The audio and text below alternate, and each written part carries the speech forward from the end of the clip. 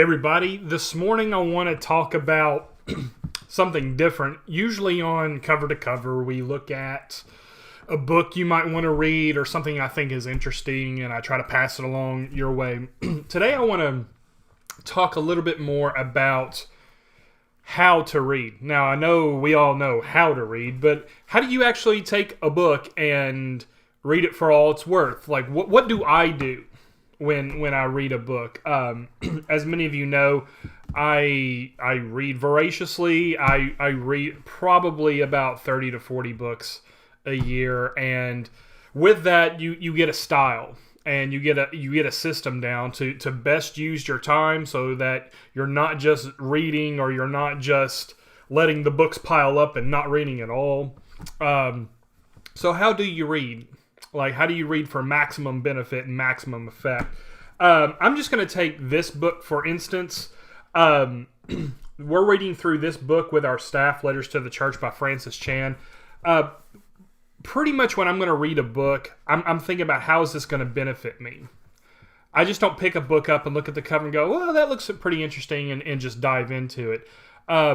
It's something where if I think something's interesting, I do a little bit of research. I look at the author. Who is this author? Why are they qualified to write this book? Are they just somebody who got lucky and wanted to write a book about this, and the publisher gave them the license to write a book? Do they have the qualifications to write this book? What's their relationship to the topic? All that good stuff. I check out the author first, and then I check out the content. And I really look at, so I can use my time most effectively, how many pages are in this book. And I take however many pages are in the book, divide it by 60. And that pretty much gives me the amount of hours I need to invest in a book. Because I read about a page a minute. And so I gauge it that way.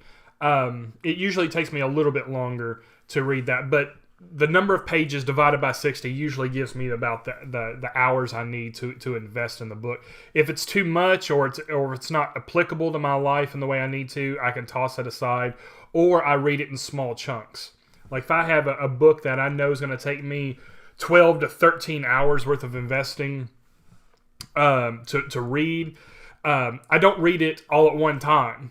You know, I might read 20 minutes one day or 15 pages a day, and just break it up and put that into a stack of books that I know are going to take me a long time to read. And I'm okay with that. I don't have to get it done in 2 or 3 days or a week or even 2 or 3 weeks. Some books or some book series I really work through, months or to a year through. So it's not a big deal. When you have to take a long time through a book. I take a look at the margins. Like this book is really conducive for note-taking.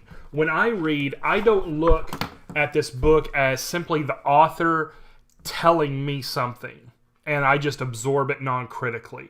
What I'm doing when I read, and I've told my staff this as we read through books together, you need to have these 2 items on your desk at all times. Okay, right within an arm's length away from you. This is for writing, agreeing, taking notes, disagreeing, arguing with the author. I look at an author, this is what they're trying to tell me, and I dialogue back with them. I say where I don't agree, I ask questions. It's an ongoing discussion with an author when I read a book. One is me writing, and the other one is writing to me through the book form. In other words, another tool that I use is yellow highlighters. They're indispensable. Cheap, regular, Kinko's highlighters.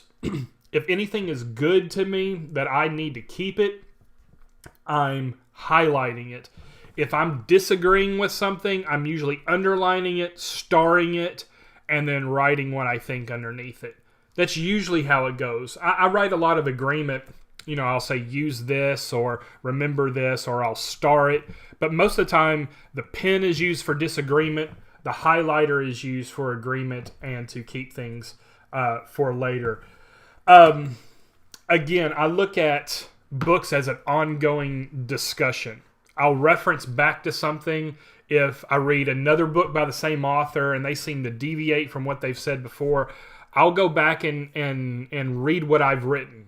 And I post notes to myself in there. Remember what they said here. I'll even put book flags in there. I'll put markers in my books to help me understand what's going on. Again, this is a book that is meant to be interacted with. You don't really do that too much with fiction, okay? If you're reading a regular work of fiction, you can highlight things that may stand out to you, but those are meant to be absorbed. The author tells you something, you take it in, and it's an experience.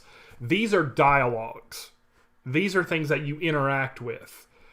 There's different types of books that you read. One is for entertainment and pleasure. Another one is to get something out of, to learn, to grow. And I look at these, again, these books, nonfiction books, are interactive. There's nothing wrong with disagreeing with an author. When you read it and you're like, I don't disagree with that, but you feel bad because, well, they're smarter than me, or they, you know, how dare I? No, mark it up. That's what it's for. It's for you to grow and to learn and to argue with and to disagree with and agree with and all that good stuff. So that's just a basic way of looking at how I read and how I approach a book. Usually, if it's a book I like a lot and I know I'm going to refer back to it, I have it in print on my shelf. If it's what I call disposable books, I have no attachment to that. If they're disposable and, you know, kind of, you know, subpar, get rid of them. You know, it'll just clutter your bookshelf, and it'll clutter your workspace and your home. Keep the things that are impactful to you, that move you, and you want to refer to again. Otherwise, get rid of it and let somebody else enjoy it and argue with it and do what they want to with it. I hope this has been helpful. I just tried to give you just a really quick look at what I do when I read. So I hope it's been helpful. This has been Pastor Stephen with Cover to Cover. Let me know what you think in the comments, and I will see you again soon. Thanks.